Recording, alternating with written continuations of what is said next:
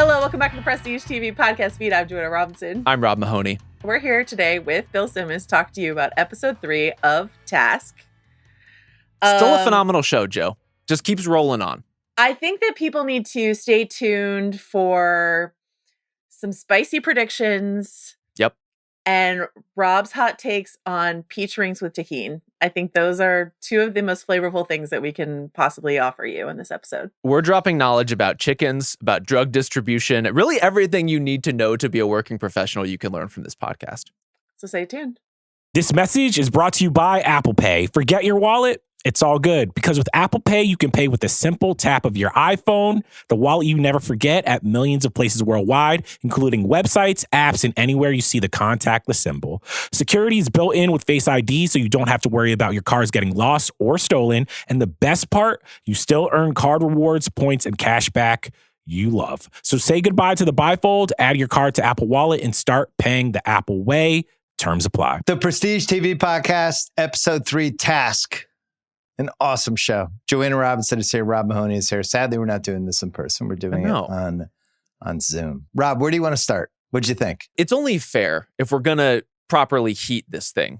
Like, you got to give Pelfrey some time to cook. You got to give him some time to scream and pound his chest. I thought we finally got some of that. This is sort of like a handoff episode, in my opinion, giving his end of the plot line a lot more shrift this week. Joanna, biggest revelation? Other than Freddy Frias and his teeth? Other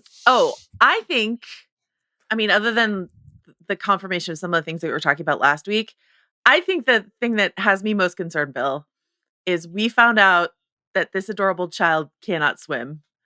And all I could think about was your theory about that kid, and I got very nervous. So, yeah. Loves animals. He's clearly going to maybe die in the forest in a body of water, and they're just laying breadcrumbs left and right. The magnetism between Sam and the quarry has never been stronger. Like, he will be chasing a deer, an animal of some kind, and just fall straight off a cliff. Oh, God. But will he survive? Will he survive because of everything that Maeve has taught him? That's how to float. Tune in to find out. Interesting. I mean, they had that child feeding watermelon to a chicken. They're just like, this is the cutest child ever. Be prepared to cry. I'm worried about him. I'm very worried. I did get sent down a Google rabbit hole. Can chicken eat watermelon? Chicken eat watermelon? I've got great news, guys. No free ads, but shout out to the Chicken Coop Company that has an extensive listicle on this subject. We support journalism. Apparently, it's a good way to keep chickens cool and hydrated in the summer. It's a delightful summer treat for the chickens.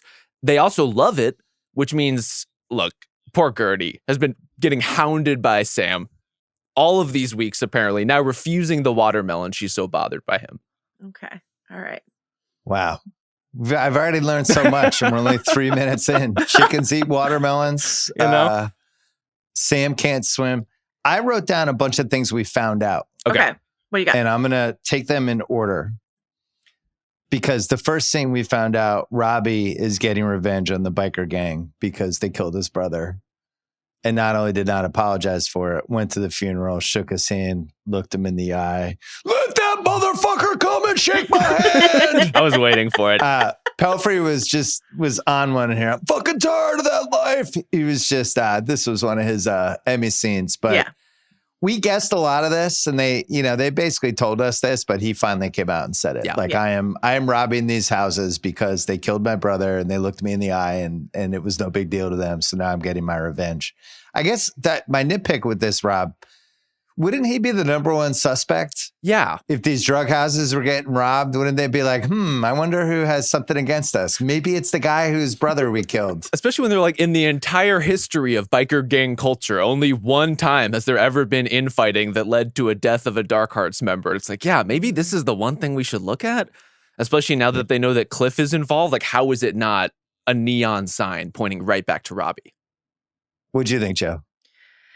Yeah, that's a great question. I can only guess it's like hubris that they're underestimating Robbie and how he feels, stuff like that. I don't know that they know that Cliff is how well do people know that Cliff is connected to Robbie? That's the next connected step.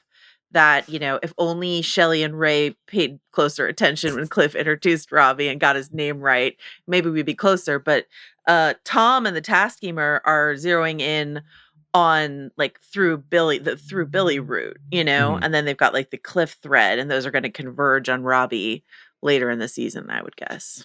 So what do we think Robbie's last 10 years looked like before they started robbing these houses? Just like an odd jobs guy, family man, kind of stayed out of the business. Do you think he dabbled in it? They've given some clues, but I don't know, Rob. What do you think? Just stayed out of it? What is he?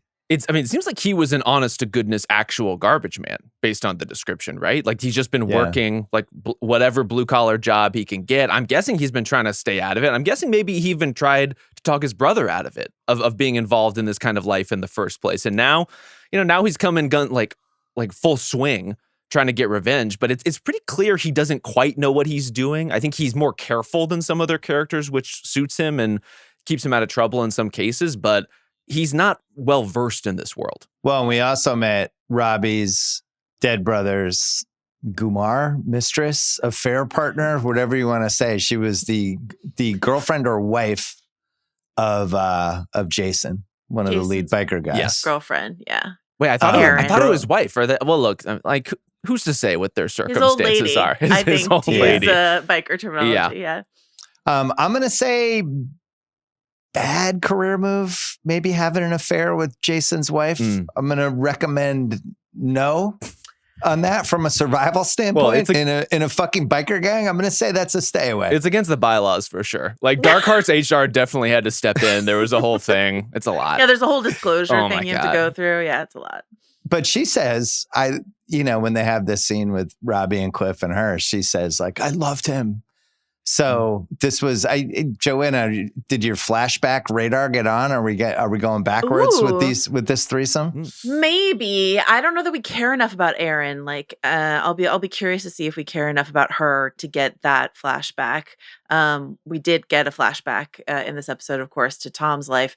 We've been seeing a lot of Billy in photos, so it feels like it's going to be really important that we know what Billy looks like, and whether that has anything to do with the footage of the shootout in Reading or something like that, I don't know. But they really, really want us to know what Billy looks like. So maybe we will need that information for a flashback. Here's my question. When they do meet with Eryn, Cliff says that, she has kind of gotten what she wanted and she's sort of walking away from the situation, at least their conversation. What is it that she wanted? Just for the Dark Hearts to get hit, for them to suffer some financial loss? Was that it? She says they're going to yank Jason out. Oh, true. She's in for the politics. She's like, Perry's here. They're going to take Jason out. Whether that just means demoting him or if you get iced, if you're like no longer the head of your biker gang, I don't know. But she wants like retribution, it seems like to me. And possibly some money for the kids, for Billy. Well, here's a red flag. I've learned. I've been schooled in the Joanna Robinson School of IMDb sleuthing. The girlfriend, whatever you want to call her, is played by Margarita Levieva. Is that how you say her name? Levieva. Mm-hmm. I've been a longtime fan. She had a dramatic second season episode arc in How to Make It in America. That's the one. A great show that they just could never really land the plane on, but I watched every episode. Dave Jacoby was his favorite show of all time. I wish it had been on for 5 years, but she was really good in that. And then, and she's bounced around and she's definitely been in a bunch of stuff, but she was really good in Deuce, or The Deuce, whatever that David Simon show was. Yeah. I've always liked her. And I think she's a good actress. And I find it hard to believe she's just popping in and out for one scene by a lake. Oh, yeah.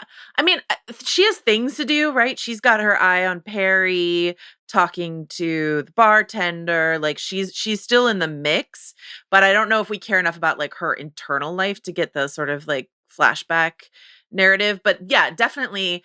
We've had quite a year with her on House of R because she was an acolyte and Daredevil, like, in fairly short succession. And so to see her again, I was like, she's haunting me. Absolutely. But I thought she was Are those TV shows? They are. They're shows covered by a podcast on your network, Phil. Acolyte and Daredevil? Yeah. Real shows that exist. You could have made up a third one on that one and I would have been like, oh, she's on that too? That's the new parlor and the game. Pumas. You don't know about the Pumas? Oh my God, the Pumas. She's great in that. She's killer in it. Yeah. I like her, though. I think she's good. So I feel like there's more to come from her, Rob. I feel like we get a flashback with her. I mean, she at least is going to be keeping tabs on things in the way Joe described. Like, she's important to the plot. Like, one of the things that I'm really appreciating about this season so far is there's a version of this show where Robbie and Cliff are just either dumber or operating with less information. And from the second you hear Freddy Frias' name kind of like being dropped into the mix, like, oh my God, they're just going to walk straight into this trap. But they're ahead of the game in the same way that the Dark Hearts are ahead of the game. And like the task force is the group that's still trying to get up to speed on what the hell is happening between any of these people. But the dual rat, dual mole situation happening actually leads everybody to be pretty well informed. Yeah, the double mole. I can't remember that many shows or movies pulling this off. We talked about this a bit. The Departed is like that's the one. Yeah, and Infernal Affairs, I guess, by association. Yeah, Infernal Affairs, of course. Yeah. Oh, that's good. I like that. Well, you mentioned Freddy. This was another thing we learned. We were predicting we would get Freddy in episode 3 or episode 4. We got him almost right away in the 3rd episode. I think a lot of our predictions from the second podcast we did were pretty dead on. Freddy comes in, hates bikers, works with the biker gang, but hates bikers, tells this long, really well-written monologue about when he moved to this country and he got his teeth kicked in by a couple bikers and they peed on him, and clearly dealing with these guys, but also kind of hates their guts. This actor, so Elvis Nolasco, and he's been in a bunch of stuff. Most of the stuff I don't really watch. Where was he on the radar for you, Joe? Because I thought he was fantastic in that scene. I thought he was really good too. I have seen him in a few things as well. He's like one of those guys where he shows up, he's always going to be good, but you always want a little bit more for him. And this feels like a good role in that regard. I love, I will say this episode of the 3 we've watched, this is maybe my least favorite, perhaps because we got less Robbie than we had before. And I just think Tom Pelphrey is so good. And also I'd say maybe one too many monologues. You know, we get like Aaliyah's story. We get Maeve talking about learning how to swim. We get the teeth monologue. You know, there's just like maybe one too many in this episode. I would not ditch the teeth monologue, though. It was incredibly good. What I really loved was how Freddy and Jason and Perry, the bikers, are exchanging pleasantries, right? It's like, oh, your daughter's getting married. Oh, do you like the guy? Like, there's like, I love this in a mob story or a crime story or whatever, when like two, you know, competing families or groups or whatever meet up. There's the initial pleasantry, and then we just devolve into like, Freddy's like, or I could piss on you. What do you think of my terms? Like, that's where we start and where we end. I thought was really, really good. I think one flows seamlessly into the other. You know, wedding arrangements into potentially peeing on each other. Like the line is straight. I did think monologue wise, you guys are right. Like, this is incredible. It's well written. It's well performed. I thought this one was easily like the most TV thing in this show that has happened all season. It felt like a pause, clear out, let the actor cook kind of monologue in a way that felt a little showy. Not that I'm opposed to that, but did kind of stick out a little bit within a show that otherwise like very polished. Part of it to me was the way he was framed. It was like a direct, just sort of like, here's this guy centered in the frame perfectly, going to talk directly at the camera about this thing that happened to him. Whereas, you know, like Maeve or Aaliyah, like that's a slightly different setup where it just seems a little bit more natural. This is like, here's my audition monologue kind of moment, my self-tape for this role kind of setup. So, yeah. Rob, would you have accepted the 50% or would you have kept negotiating? I mean, I don't want to get peed on. Are those the terms? I think they thought he was just going to like say fine for 20. I mean, at this point, it's all found money, right? Like, I think 50%, given their circumstances, and most importantly for them, finding the dudes who did this, that should be as valuable as anything, including kind of the score. What was it? It was 12 kilos, 12 birds that we're looking for? Yeah. Pure. Well, we learned something very important in this whole exchange, that there's some Ecuadorians from Boston. I have a home team now to root for. I can root for the Ecuadorians to get the fentanyl. I was Team pumped. Ecuador. Who knew they had a big drug scene that might be coming into Pennsylvania? 50%, or I pull out my cock and piss all over your bearded faces. I think this is what Rob Pelinka said to. I have to. It's what Rob Pelinka said to Nico. Rob, Jesus Christ. Basketball joke. Sorry, Joe. I have a question. Yeah. On a scale of 1 to like, piss in the beard. That makes it worse. Way worse than anything else, right? Especially That's, those like, are really scrub it out. lush beards. You know, Yeah. those are beards that are catching soup on a regular basis. And now you're trying to pee into this beard. No. It's a mess. Tough one.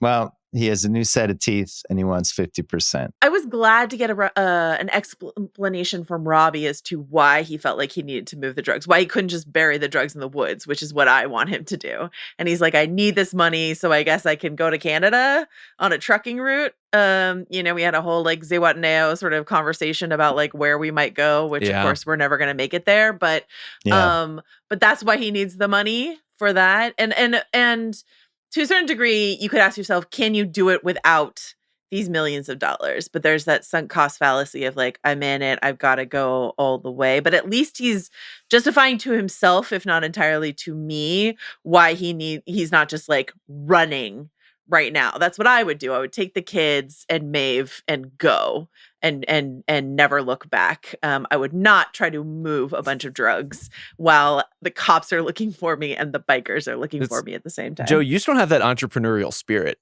You know, it's true. It's true. Well, I was going to say the move is to just wait a year, right? But this is when the show dips into its Heat DNA. The bank is worth the risk. The bank wasn't worth the risk in Heat. No, they should have walked away. They'd done enough of a job. The heat was on them. Maybe chill for a little while. You already made some money. There's no reason to rob the bank when the police is just waiting for you to do the next thing. But this is why we love these shows and movies.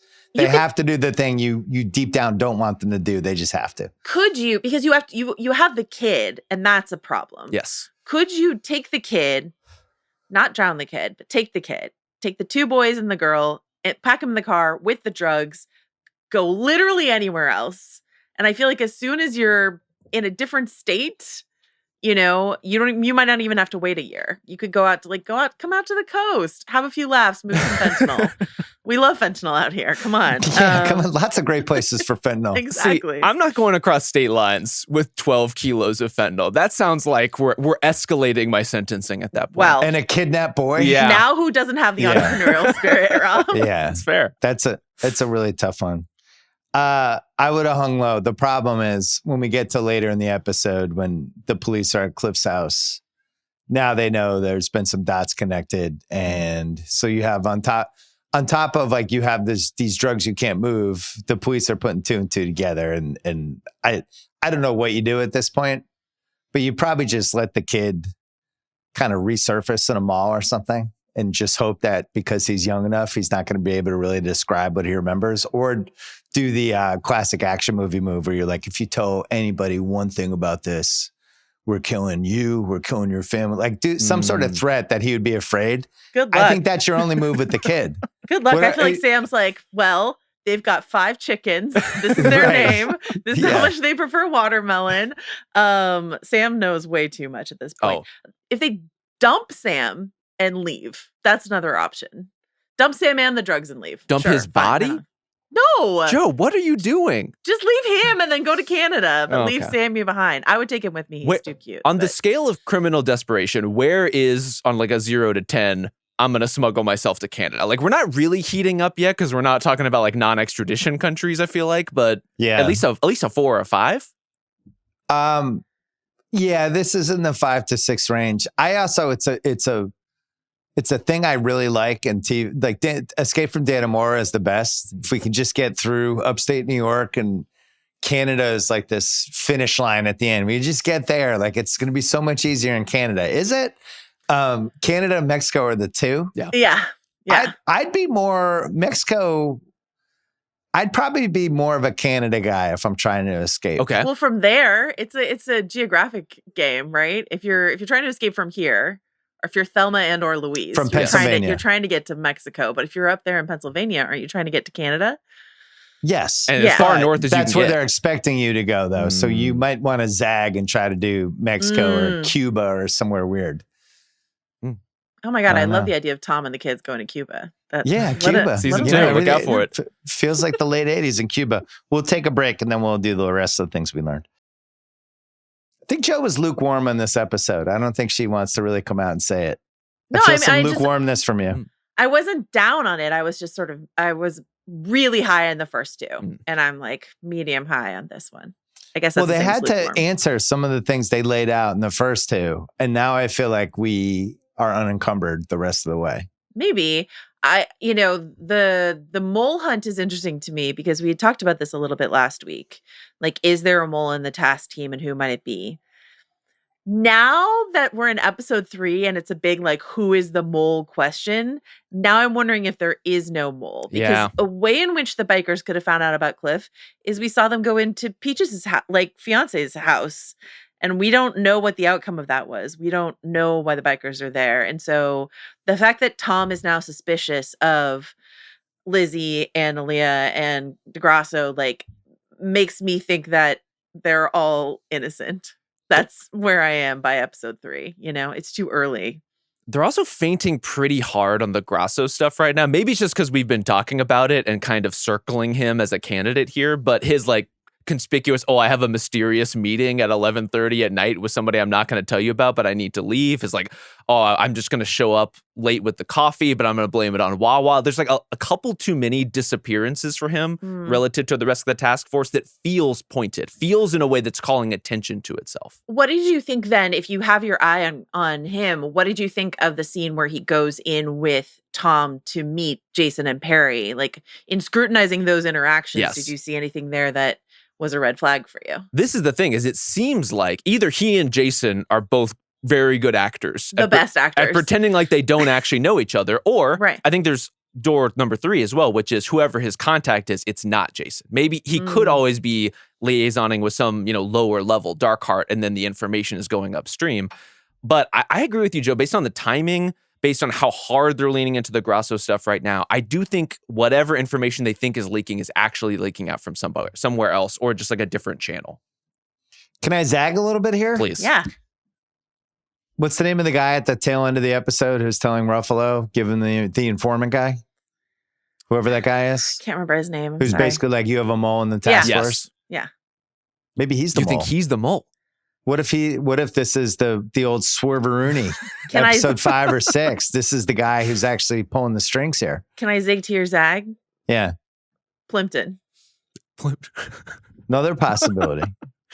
She has one concern in this episode, and it's not looking like a smacked ass. What is Martha Plimpton up to? She's here in a flashback. She's closer to Tom than anyone else. She's got a bone to pick with the department. I don't know. Plimpton. That, I think, would be the most disappointing swerve, where it's like, I've been in this force for 28 years. I've made jack shit. It was time for me to get mine. We have one of those monologues like, all right, this is really how we're ending. I'm just a little suspicious of all the information of that middleman guy. For sure. Why is he getting all of it? What is he getting out of it? And if you're him and you're actually the person who's double dipping, wouldn't you make it sound like you got a mole on your task force? Do you? I don't know. These 4 people are pretty randomly mismatched. They are randomly mismatched. They're also kind of pulled into this through such different means, right? Like we have characters like Lizzie who are sort of kicked over to the task force because they fucked up their other job. And then we have this sort of like handed off to Ruffalo. It's like, it would be hard to worm your way in here on purpose, I think. Yeah, I agree. That said, the only character from the moment they find out about Cliff, the task force finds out about Cliff, the only character we see texting or calling anybody is Lizzie, who is ostensibly texting the address to Grasso. Yeah. So could Lizzie also text it, drop it in the Dark Hearts group chat? I think that's possible. Could Grasso copy paste it into the Dark Hearts group chat? Also possible. But I'm still leaning towards it's not any of the 3 of them. So you're saying Aaliyah innocent? There's no way. I just don't see it. I don't see how you give Aaliyah the big domestic violence speech and plot line and then make her the informant to the Dark Hearts. I don't see that. My pushback on that is that of the 3, she's the one we least suspect, right? Sure. And Lizzie, my counter to that is Lizzie is such a fuck up in every way that she can't then also be she's the mole and she fucks up at everything. She'd be too bad of a mole.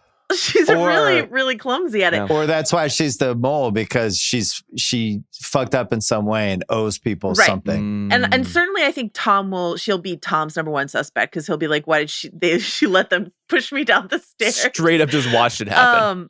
But I think Lizzie's I freeze, I don't know what to do, I freeze, has to pay off. Either in she freezes and she dies, because In a different show, I would Ooh. say she talks about how much she freezes. So of course she has to have a moment where she actually will pull the trigger on Grasso or something like that. You know, like she won't freeze up. Or she freezes and she dies because that's, you know, the kind of sick fuck that Brad Ingleby can be. So yeah. Just a little zag on this one. So that we have that scene in the bar after the big, you know, arrest, whatever you want to call it. Mm-hmm. And then she's hanging out with our guy, with the DJ. They're having cigarettes and beers. And then we see I don't know, where were those guys from that were calling her Lizzie Stovetop? They were Stadies, right? Stadies, yeah. Delco So Stadies. there's some sort of, I couldn't really read what was going on. There was some sort of baggage with her that she was embarrassed by. Yeah. And we don't know what it is yet. So, Joanna, what do you think it was? Okay, so our screeners that we're watching do not have closed captions on them, right? Right. Correct.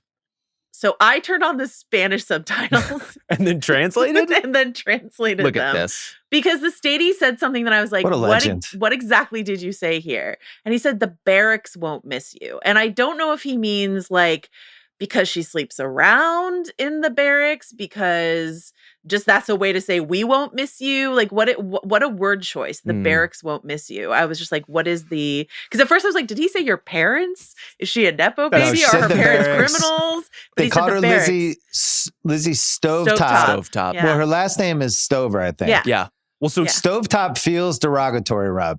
Oh, for sure. my interpretation of all that was she also alludes to the fact that she has frozen before, and that's why she got sent to the task force.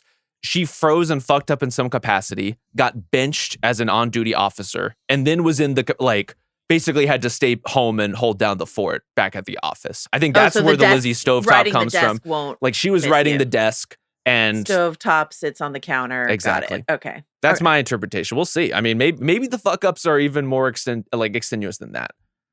Yeah, I mean, there was a piece of me wondering if there was some sort of sexual thing where there was like, maybe a couple people in the barracks they got the reputation and that's Can I why they just call her say- Stovetop. I don't know. That if my shitty ex-husband slept with my best friend, I might want to just be like, fuck it, and you know, do whatever I want to do. Yeah. Yeah. If I'm Lizzie. And I'll tell you- I Yeah, I support don't her. know. All bets are off with Lizzie Stovetop. I don't know what it means, and it clearly means something, and there's some baggage we're going to find out about. Maybe there's sexual stuff there. Maybe there's not. There's definitely some sexual stuff between her and DJ Grassanova. Like she is already trying to get after it. And we have look, I respect it. I respect the hustle. I respect everything that she's after here. Yeah, but something happened. He didn't like something about the interaction. He was immediately out. His baggage alert went off and was wrapping it up in 5 seconds. The way he was kind of studying her and studying the back and forth. And he was like, oh, my baggage alert's off. I'm out. Okay, so on the like, is he a mole? Is he turned off by this? Whatever front. Can we take a moment to understand his like toast that he gives? Yes. Where he toasts her and he calls out the Stadies who came in and were shitty to her. And then he has a weird like kind of softball ACAB moment inside of that speech too. Like it was a really weird. Yeah. I was like, what is the tenor of the bar? He's like, it's hard to be a cop. And then a bunch of people boo him. But I was like, but aren't you in a cop bar? Like, I didn't really understand what exactly. She seemed like she appreciated it though. She it did. Seemed like she did. Definitely. He jumped ship on whatever was happening on the table and then maybe felt bad and was like, I gotta. I will say I'll throw her Allison Oliver, who's playing Lizzie, I think she's really good. And like that look she gives him of like, oh my God, someone stood up for me. Yeah. I thought was really, really good. And it's going to make it all the sadder when they have to draw guns on each other at some point. It really is.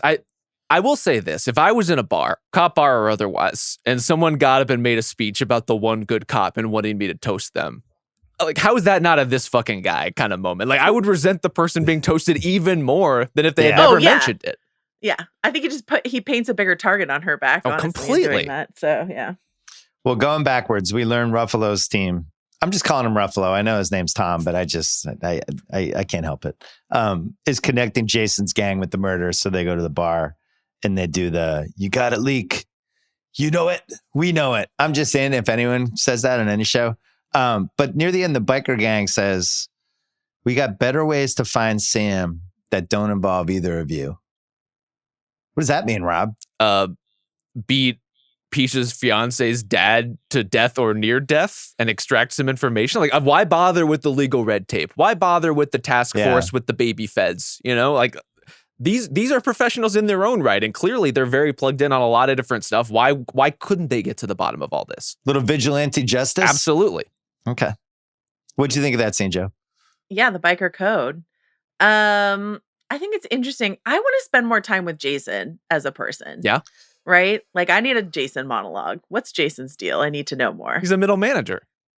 I guess so. You know? I would love to know more about like how he really feels about Eryn, what drove him to beat a man to death, who was ostensibly a friend of his. I mean, I know why he did it, but I need to like understand who he is, like that he's that kind of guy. Obviously couldn't make the wife's toes curl like Billy. Like Billy could. Wow. Look, Billy can cook. We've all said that about Billy him. will throw you into the deep end in every way possible if he can. So yeah. I did enjoy from the sequence the Perry and Tom kind of glower down.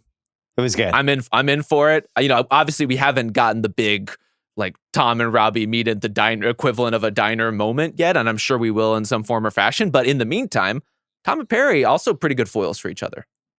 Yeah, that's a good prediction. We are definitely getting the Jason Robbie one-on-one something at some point. Oh, right? Jason Robbie, yeah. Yeah, we're getting the two of them. Something with the brother. There will be a monologue showdown Inglesby probably worked on in his log cabin in Colorado or wherever he is. Bill, can I ask you a Sopranos question? Yeah. When Robbie is talking about his legacy, right? Maeve's like, your legacy is going to be, you know, you're a kidnapper, blah, blah, blah, your kids. And he's like, no, that's not my legacy. That's not my legacy. This is something that like we've seen across tons of crime shows. You know, this is something that Walter White thinks about all the time. This is like such a crime staple of like, what is my legacy? Or, you know, I don't know if you've heard of the show, but there's a show called Game of Thrones where people talk about why we do things for our legacy. Is this a big concern for Tony Soprano as well? As this just like a hallmark of that era of prestige television? No, ironically, Tony never talked about legacy? And stuff like that. Okay. Yeah, no, he was in deep denial about everything about his life. You know, he positioned himself as a family man. I'm doing this all for my family, but was really a cold-blooded murderer. Yeah, but I think that's what Robbie means by legacy, right? This is I got to do this for my kids. But similar to Walter White in Breaking Bad, and I don't know about Tony Soprano, but like that Walt is like, I'm doing it for my family. I'm doing it for my family. I'm doing it for my family. And then vague spoilers for Breaking Bad. At the end, Walt has to be like, actually, I did it because I liked it. Sure. And I did it for myself. So is that the kind of person It's that Robbie usually the is? revelation. Yeah. Well, I mean, Heat does this too when De Niro's Macaulay character is at the restaurant with everybody and everybody's got somebody except him. And he's watching all the couples interact and then realizes like, the librarian, maybe that could be my person. But he really is just addicted to the action. Right. So when the moment comes when he can get away with her, he's still like, I got to kill Waingro. I think what happens with all of these shows is the guy eventually is addicted more to the action than the family and the friendships, all that stuff. They really just care about the action. They can deny it all they want, but that's who they are. They don't want the regular type life. Like they don't want the beer and the ball games. You know, but I think what's a tribute to this show is, and really a tribute to Pelfrey, like I do believe part of it. I do believe at least that he believes it. And he certainly does seem to be doing a lot for the sake of his kids and certainly for the sake of this kid he has just kind of stumbled upon and now taken custodianship of through kidnapping. Here's the thing that's most compelling to me inside of an episode that I was not my favorite of the three, but still good. Like that what's going to happen, we're not that interested in at the end of the day because we know what's going to happen, right? He's not making it to Canada. Like we know things are going bad for Robbie. So then thinking a lot about what Bill said about this poor kid, Sammy, who can't swim. I'm like, is the question then like, can Robbie get out of this at least with his like humanity intact? Like even if he doesn't survive, they've gone so hard on making us like Robbie. Like even in that interaction that he has with Ray and Shelley, when Ray is talking about like his son having his head up his girlfriend's shirt and he's like, save some for your old man. And Robbie like wants to vomit. Yeah. You know, Robbie's like the Robin Hood, the criminal with the heart of gold sort of thing. So like, but will he be cornered enough and desperate enough that he hurts a kid? We've watched him gently stroke the faces of his children, like in so many montages in this show. So that's the thing that I'm worried about is like, can Robbie, even if he can't survive this, can his humanity survive the pressures that he's going to feel from all sides, you know? I think Joe's a harsh grader on this episode. Yeah. Your expectations were too high. I don't know. Well, 1 and 2 did set a high bar. Yeah. I mean, because I thought there was a lot of good stuff in this episode, and we didn't even talk yet about the chase scene and the house. And I guess we got to go backwards though, because we meet Cliff's drug buddy, Ray, who's just a peach. OJ crossed with Danny Crawford. Like, I guess he's a basketball ref, but he's also a domestic abuser. And one of the scariest looking face/character people we've ever had on one of these shows. Like, Great this is just face. Oh yeah, clearly Incredible not face. anybody who could be anything other than a bad guy and a criminal. just a walk-in perp walk. Like I feel Yeah. bad for him, but like, look, he's evocative for exactly that reason. Yeah. He tells them they can't move it to Frias because there's going to be too much heat on it. They've got to come up with another direction. But really, you know, his frazzled wife is listening in the kitchen. Yeah. And it's a good zag by the show because you're thinking, oh, she's listening. Maybe she's going to go to the cops. She hates this guy. No, they're just going to rob Cliff's house that night. And they have the Scooby-Doo reveal, Rob. Yes. After we had this two chains, like, who are these two? Well, and then we pull the mask and it's her. I was surprised. You were? Maybe I'm slipping. I don't know. When I saw the second perp take off, I was like, this is rec league ref stamina.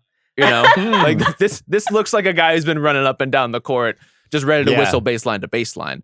But also, like, who else could it be? You know, it would either be like nameless, faceless bikers who we've kind of met, or these two. Like, it did seem like this is something they would do: turn around and try to rob Cliff and steal the drugs. Maybe at least I'm slipping. At least I that didn't Ray see would it. do. Maybe not Shelley, but at least Ray. As two basketball aficionados on this podcast, can I ask you, how would you rate Aaliyah's jump skills versus Anthony's? They both do a jump tackle. Now, I know jump tackle is a football thing and not a basketball thing, but still, You'd be surprised. Getting air is part of the thing. So how did these two leaps rate for you between these two cops? I thought DJ Grasanova seemed very athletic. Yeah, I was impressed by him. And Aaliyah, like, had that lady turned around and handcuffed in 5 seconds. So I thought she was good. Lizzie seems like uncoordinated, frazzled, can freezes in the moment of action. Like, not somebody you want to be going into a scary place with as your partner. Yes. I would say, Rob. Absolutely not. I do think Grasanova, that almost was more of like a free safety blindside kind of hit. Yeah, that was a football move. Or rugby. He really kind of, took the back alley, came around the whole thing, caught him by surprise. It was an impressive maneuver, though, I have to say. Yeah. Well, this scene had my least favorite part of the episode. Ruffalo goes tumbling down the stairs. It was like, oh boy, just like the wife. Yeah. And then, and is obviously a little concussed. And then I'm like, don't do the thing where he sees his wife specter at of the the top wife. of the stairs. And it's like, they did it. That was the one thing I really didn't like in this episode. I just thought it was corny. Yeah. Joe agrees. Yeah. I mean, Joe gave this episode a D-. Absolutely not true. Really down on Well, it. so ghost wife on the stairs, not your fave. How do you feel about flashback wife? Well, we knew it was coming because IMDb Sleuth Joe called it early. Yep. The overqualified flashback actress. So we know we're getting it. That was another thing we learned, by the way. We got to go backwards, even though Ruffalo looks exactly the same as he does 8 years, 10 years later, whatever it is. Minus the beard. Yeah. You know? It's an ageless I wonder. love when we have these domestic flashbacks. I just hope that if something terrible happens to me, my wife has the same fuzzy memories of just us in the kitchen laughing and just being in complete love. I just hope that's how it's remembered. Just being around the kitchen, making some scrambled eggs, just being in love. That'd be great. It's all any of us can hope for. Just again, a very fuzzy, warmly tinted flashback of either that or like running on a beach with like somehow sheets or capes dangling around us. You know, the full dead dog wife. Dead dog wife. We never have the scene where they're like, "Where's the remote? I thought you had it," and just people yelling at each other for no reason. Well, if the Phillies Cup is any indication, that may also be coming. You know, true. This has been a real mixed bag for Ruffalo over the years. So anyway, I didn't love the visage of the wife, but I didn't mind the flashback scene. We knew it was coming. I have more questions. Yeah. Like what? Well, so that seemed like 8-10 years earlier. 7. Like, how old do you think those kids were that they showed, the 2 adopted kids in the moment? They seemed like teenagers, 10 to 13 range. Yeah. Ethan older, right, than Emily. Yeah. And he's being tried as an adult, so he's at least he at least has to be 18. She's and still Emily's like 7-8 years ago. Yeah. Yeah. So he's adopting the kids. The priest is coming in. He's clearly out of whatever he was doing religiously at that point, and he's somewhere in, but still seemed a little like beaten down. But I think Ruffalo maybe could shake who he is now in the. I was just curious by it. About the timeline. Yeah. We should do some math. Yeah. Something that I want to flag also about Sarah, his other daughter, is that we get the text messages with good old Andy back in Chicago. God. Andy, read the room. And Andy's like, when can we talk about us? And Sarah's like, 12 of never, please. Your wife just went home to deal with the sentencing of her mother's killer, who's also her brother. And you're like, can you pay some attention to me, please? Not that Sarah needed more motivation to be as frustrated as she was in last week's episode, but if she's dealing with all of this with her new kid, with all this blah blah, and a fractured marriage waiting for her back in Chicago on top of it, this is just a lot for Sarah to juggle. So no wonder she's doing a heavy pour on the Cabernet Sauvignon. Oh, I was gonna say you left out. She's dealing with holding the biggest wine glass of red I've ever seen. I was trying to think, did anyone on Big Little Lies have more wine in a glass? Oh, it was because that was always the gold standard of just like. No, I think it's like a double pour. Like you would in a restaurant, you'd pay twice as much. The Tammy Taylor pour. The Tammy Taylor Chardonnay. You know. Oh, that's a good one. Or the Cersei Lannister pour. You know, it's like there's really a long lineage of the heavy wine pour up to the brim. But I loved what they did with Sarah last week in terms of her lashing out at the dinner table. I also love her feeling terrible about it and not quite walking it back, but explaining a little bit more about what she had seen with her mom and the ways that their lives had sort of, even before anything violent happened, devolved and changed shape as a result of everything that Ethan was going through. And it's like, of course, Emily has to walk up at the exact wrong time to hear like the one message she dreads hearing. But I thought all of the stuff between Sarah and Tom was really lights out. Joe, maybe that's a spinoff pod for us because you guys created that Hook show about like when the red episode to watch to get sucked into a show. Wine pours. Heavy pour. Like episode 3, the mom from the OC near the end of season 1, when all of a sudden the Chardonnay was like a fucking trough. Oh yeah. And you're like, oh boy, here comes the alcohol plot. Yeah, I've always enjoyed those though. Yeah. When all this, there'll be some mom or some friend, and once the wine is over, like 2/3 filled with the giant Cabernet. I like when they put the white in the giant Cabernet glass, which is a no-no, but it's like they just want to get as much wine as possible on the screen. Just a delivery She's at least system. drinking red. Oh yeah. Yeah. I feel, yes, the fact that Sarah is pounding that much red wine is an expert level. As far as I'm concerned. And what I just heard was a pitch for next summer when Prestige TV goes into a lull. We're going to do the Heavy Pour podcast. The Heavy Pour bracket for it, coming soon to the Ringer the Heavy Podcast Pour Network. Bracket, My two passions are wine pours in a show and terrible sports scenes when it's like the Your worst Yellow possible Jackets, high school girls soccer scene. Yep, I would watch footage of that all the time. Speaking of this family, we predicted this too. We had a lot of good predictions in episode 2. We predicted we would meet the murdering adopted son who's in jail, and we did. The other sister went. I thought this was kind of a blah scene. I don't really know what to take from it. Did you take away anything, Rob? Sounds like Bill's kind of lukewarm on this scene. I don't know. That was my other scene I didn't like. What'd you think, Rob? I thought it was fine. I thought Emily serviceable. We needed to see him at some point. We see Emily trying her damnedest to be positive in this interaction, basically asking him if he's made any friends as if this were the first week of kindergarten. Yeah. I don't know what else you can get out of here other than if it were just like a really standout performance, but I'm guessing Ethan's moments will be later to the extent that we get them. Like he will have some fireworks at some point, but this is just introducing us to that character. It was fine. He's no basketball ref. No asshole Ray. Do you think the Listen, basketball Ray, ref, it's he going to must take have you gotten in a 15 fight? minutes to get there. And that's if Right. traffic's good. Come on. That guy is a basketball ref, clearly scrapping with the players after a call, I would think. Threatening There's to fight everybody. Way, yeah, no way. He's like, you think that was the wrong call? Fuck you. Justice for Shelley and her 2 teenage sons. I hope Lord. they're Oh, doing man. okay. Well, one of them is then- doing okay in the basement in some sense of Absolutely. that word. Absolutely. And then the last thing we learned, the ending, when the informant says Brandon Simmons of the Dark Arts was casing Cliff's house later that night post-arrest, which means the Dark Arts had information coming from Ruffalo's side. How tight is your circle on this? And then he goes, my advice, suspect everyone. Yeah, including you, fuckface. You're also a suspect.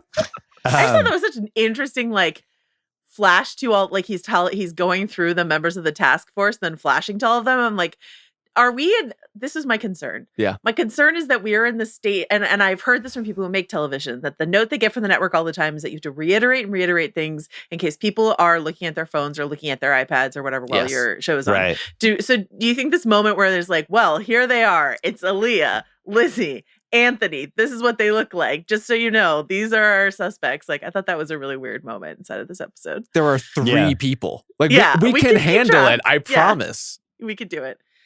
Well, I think you made the right call, though. If it is Aaliyah, they're trying to throw us off the scent with the domestic violence little monologue about her history and be like, oh, man, I like this lady. And now they're going to swerve That was a on really us. good scene. I thought her delivery, that was a really good monologue. Definitely. I thought that was really Yeah. good. But this is a question worth asking for a show like this. If you're one of these supporting characters who is maybe more like 5th, 6th, 7th on the bill, how many character traits will a show give you? Are they willing to give you 2 or even, God forbid, 3 different character traits? And if so, then you might be the mole. Are you willing to have a whole DJ background from college? Okay. With a moniker. Okay. So, well, actually, I think Lizzie wins, right? Because it's DJ is suspiciously absent sometimes. Yep. With Aaliyah, it's the domestic violence background and is better at her job than anyone else on the task force. Well, and also IMDb sleuth Joanna was suspicious of her just because it was an overqualified actress for the part. She's possibly. very good. They're all 3 of them are good, though. They're good. Lizzie has the cheating ex-husband, all the stuff with the Stadies, and the eye freeze, sort of stuff. So, Yes. like, that's a lot. That's a lot on her plate.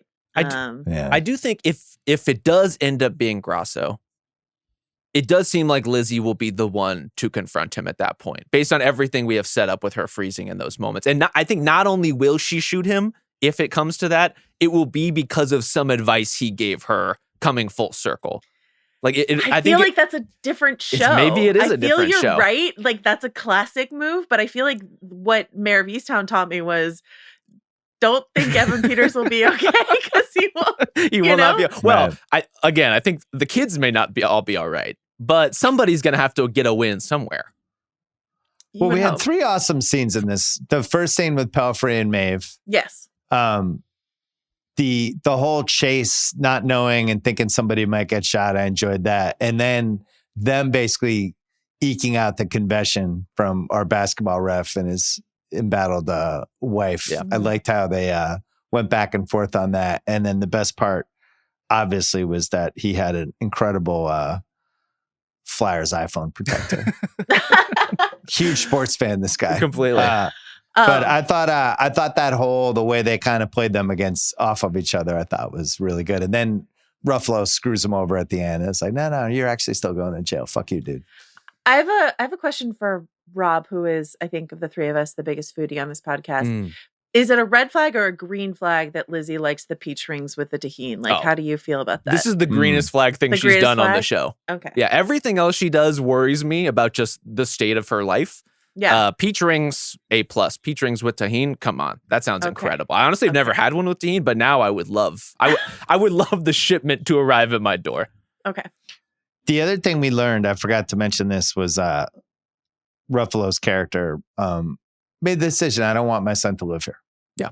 And sadly, his really screwed up younger daughter heard this because she was parking her bike. But so we've gone from episode 2 to episode 3 of like, he's like, I finally arrived at this point. I don't want this guy in my house. He killed my wife. Yeah. Here's my note. If you're a spiraling shit show alcoholic, but want to be a good dad, if you have a covered porch, I would say don't have key conversations there. It's a great note. Don't snooze your booze off there. Like, just I would use some closed doors for any of these things. Our guy is not only a total mess, he has just suffered a major concussion and done the one thing that they said do not do, which is look, the Phillies Cup does refill itself. He's just gonna guzzle it down. It's the way it's gonna go, but he's not in the clearest state of mind at this particular moment.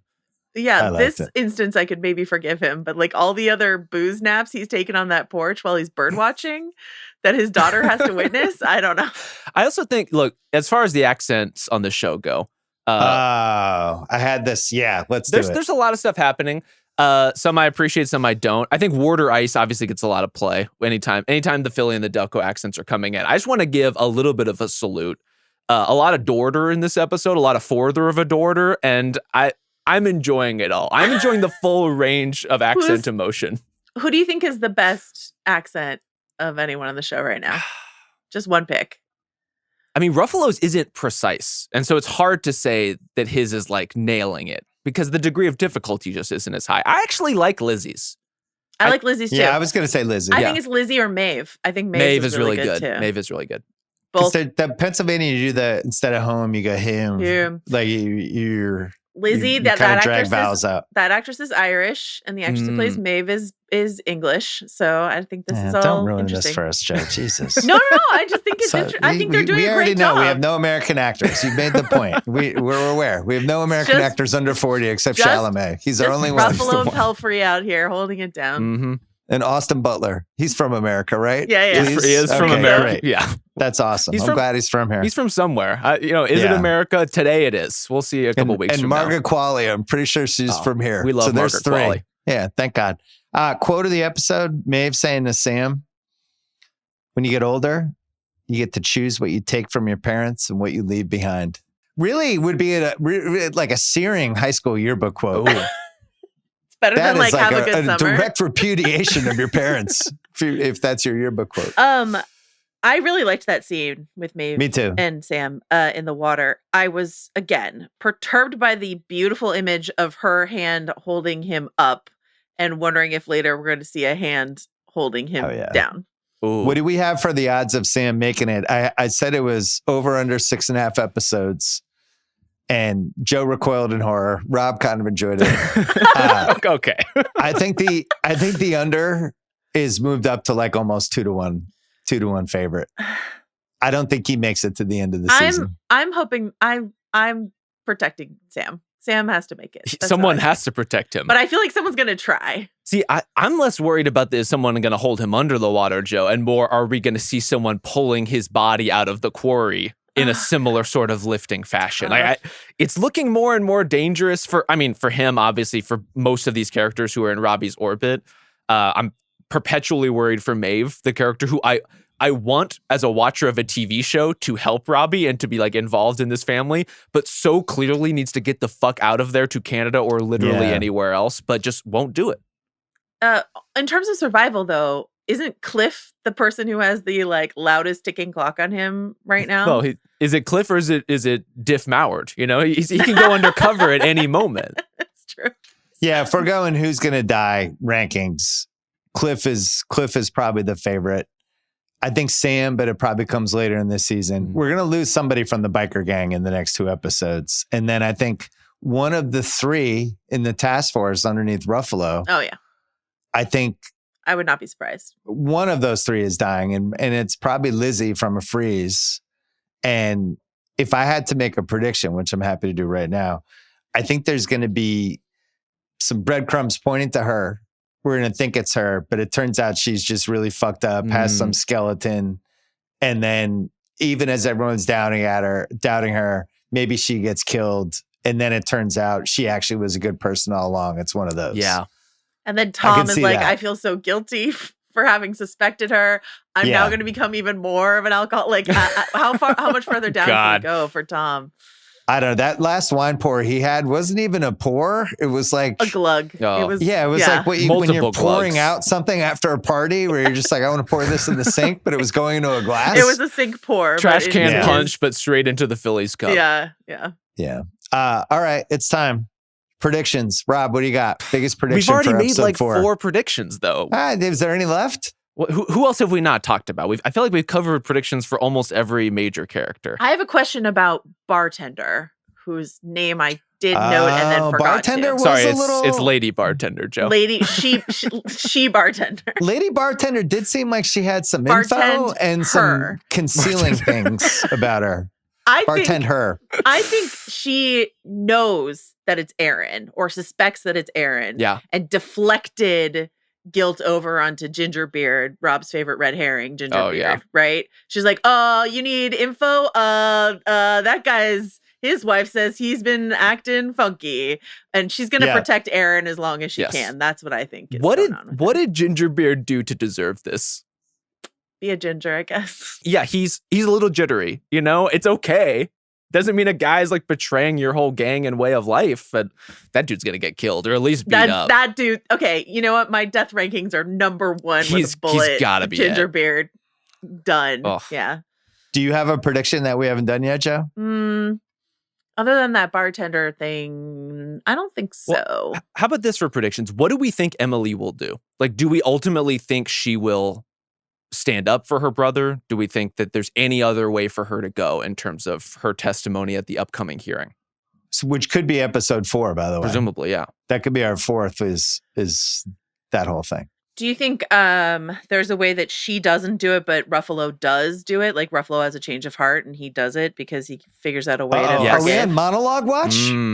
Big time monologue watch. I would say especially post flashback where we get the conversation with him and his wife about like everything you do is like based on a feeling, right? It's like based on vibes in this moment. Something is going to happen, even if it's just like vibes.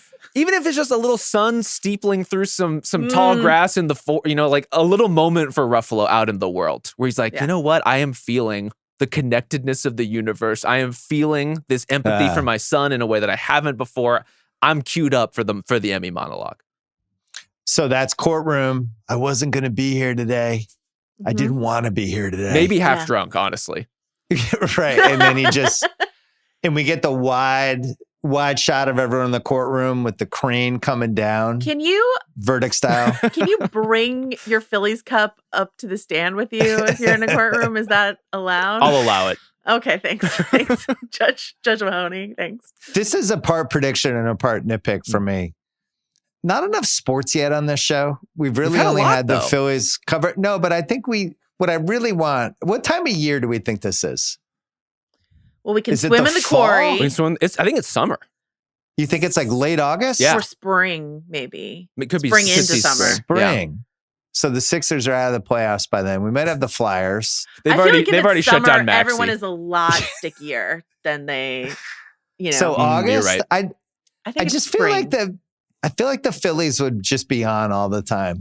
And wherever we are, I just think it would be a constant of just a din of Phillies broadcasts. Prestige TV at Spotify.com. If you can identify what season we're in based on the birds that Tom is watching. If you're a birder and you're listening and you know what season we're in, let us know. Also, we should say alternatively, you can email us at djgrossanova@gmail.com. Not to be confused with djgrossannopussy@gmail.com. That does not belong to us. That one was taken. Yeah, it's a very competitive market for that Still bummed out about that.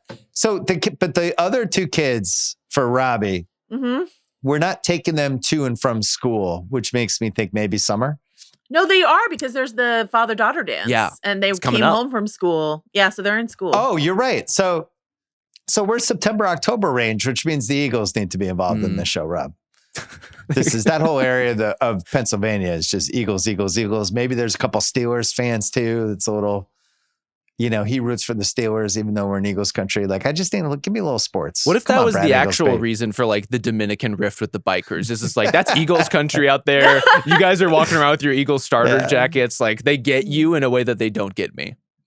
So my prediction for this episode, for fourth episode, would be I think we get the courtroom, and I think Ruffalo actually shows up, has a change of heart, and I think this would be one of his Emmy's monologues we're going to be getting. Okay, I think definitely we're getting an Emmy monologue, whether or not it happens in court. I don't know. I feel like we need we're only on episode 3 of 7.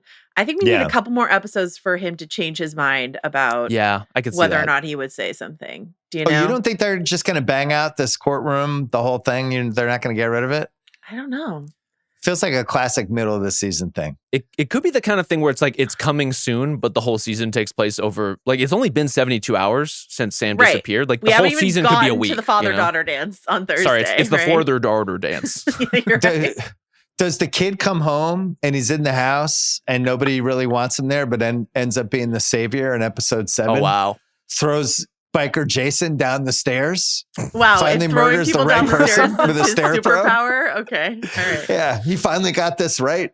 Prediction: we're going to get 4 deaths by stair this season. You know, a lot of stairs. It's really the only way to go. Showed the stairs were. All right. I think that's all I have, unless the two of you have anything else. I have one last question. How did we feel we get an official name coining for Robbie and company, the Halloween gang or Halloween crew? Right. How do we feel about that? I mean, obviously it fits the masks, but is that cool? I didn't love it. I think it's kind of cool. I thought it was kind of cool. I think it's kind of cool only because their masks are good. Do you know what I mean? Like, it's this spooky Halloween crew. Maybe they can get rebranded to the spooky Halloween crew. Forgot to mention the video of that huge fight from 2017 in Reading. Yeah. Seemed pretty elaborate, and it feels like that's a possible flashback scene. There's 30 people fighting. Incredibly high def security 4K. camera in Reading. Yeah. So I wonder if we're going backwards with that too, to take a look at what actually happened there, and maybe. Yeah. We better enhance who was there? That. Yeah. Let's do a enhance. zoom. Let's do a zoom. Billy. We recognize him from all the photos that we've been looking at. Yeah. All season. I got not confused, but it's obviously Reading, Pennsylvania, but there's a Reading up here in Northern California that like could easily have a biker bar shootout as well. So I was like, Reading, California? Oh, Reading, Pennsylvania. Okay. One of the thing I like about where we are right now is we didn't even get any mention this week of like the Maeve connection that would tie her and Robbie together. And then the following up on that from the task force based on her suddenly appearing last week around Sam's supposed reappearance. Like there are so many different threads the task force is supposed to be chasing. And we get that line this week that there's been like all these tip calls they're trying to sift through. It's like they have more information than they know what to do with yet. And so they have kind of all the answers. They just don't know how they connect to each other at all. Mr. Policeman, we gave you all the clues. Give all the clues. No, but they did get a Maeve thread this week, right? Because the guy who Bill thinks is the mole comes by and is like, the name of the guy who got beat up was Billy. And they're like, okay, let's chase the Billy line down. Then Ruffalo's going to see Maeve and he's going to be like, wait a second. I saw you before. At the Chuck E. Cheese or whatever. Through my vodka haze, I seem to recall seen you before. Yeah, I don't know if he's the mole. I'm just suspicious. He's weird. There's no question. He's the guy, forget like Gingerbeard guy. This is the most jittery, unpredictable force on this show. That guy, I really don't trust anything he says. Yeah, what's like his job? Professional mole. Does he have an office? Does he have like an assistant? Maybe he's internal affairs. Maybe, I don't know what he is. No, but he's talking about everything involved in the gang. He must just be like a detective of some kind.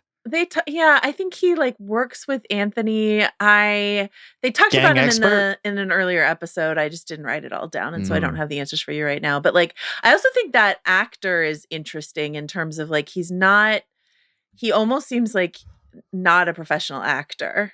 Like they got a guy, but interesting. All right, this is produced by Grady, Justin Sayles, Prestige TV. You can watch this as a video podcast on Spotify, or you can watch it on our Ringer TV YouTube channel, where you can find a whole bunch of stuff that we've done from the last few years. Joe and Rob, great to see you. Good to see you. Episode 4. We'll see you in a week. Bye.